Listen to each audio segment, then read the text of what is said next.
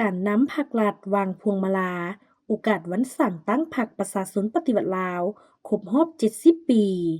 วันที่21มีนาคม2025นี้การนำผักหลัดนำโดยสหายทองลุ้นศรีสุฤทธิ์เลขาธิการใหญ่คณะบริหารงานศูนย์กลางภาคประธานประเทศแห่งสปปลาวพร้อมด้วยคณะบริหารงานศูนย์กลางภาค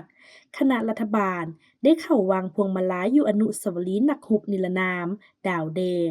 และวางกระตาดอกไม้อยู่ต่อหน้ารูปหล่อของประธานไก่สอนพรหมวิหารที่หอพิพิธภัณฑ์ประธานไก่สอนพรหมวิหารเนื่องในโอกาสวันเฉลิมฉลองวันสั่งตั้งพรรคประชาชนปฏิวัติลาวครบรอบ70ปี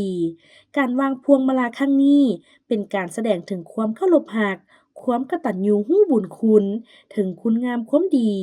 น้ำใจต่อสู้อย่างพิละอาจหาญและบ่ยอมจำนนของบรรพบุรุษลาว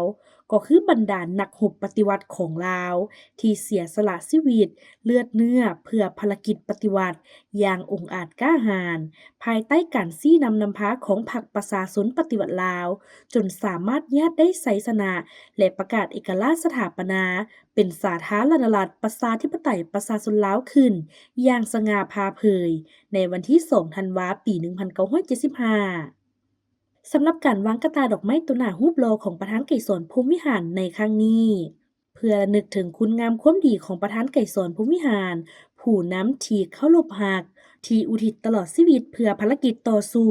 ญาติเอาเอกราชแห่งชาติอิสรภาพมาให้ประชาชนนำพาปฏิบัติสองหน้าที่ยุทธศาสตร์คือปกปักรักษาและสร้างสรรค์พัฒนาประเทศชาติก็คือภารกิจเปลี่ยนแปลงใหม่รอบด้าน มีหลักการของพรรคอย่างมีไสประธานไกรสอนพรหมวิหารแม่นวีรบุรุษเป็นลูกผู้ประเสริฐและจงรักภักดีของประชาชนลาวบรรดาเผ่าเวลาใดก็ถือเอาผลประโยชน์ของชาติของประชาชน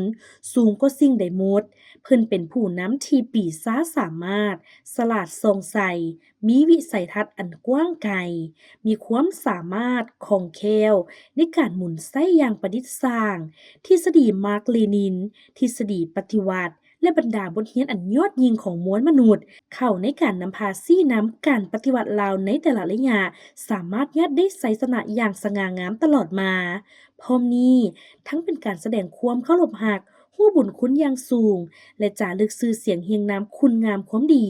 แบบอย่างอันประเสริฐเลิศล้ำของประธานไกรสอนพรหมวิหารไว้ในดวงใจตลอดกาลนาน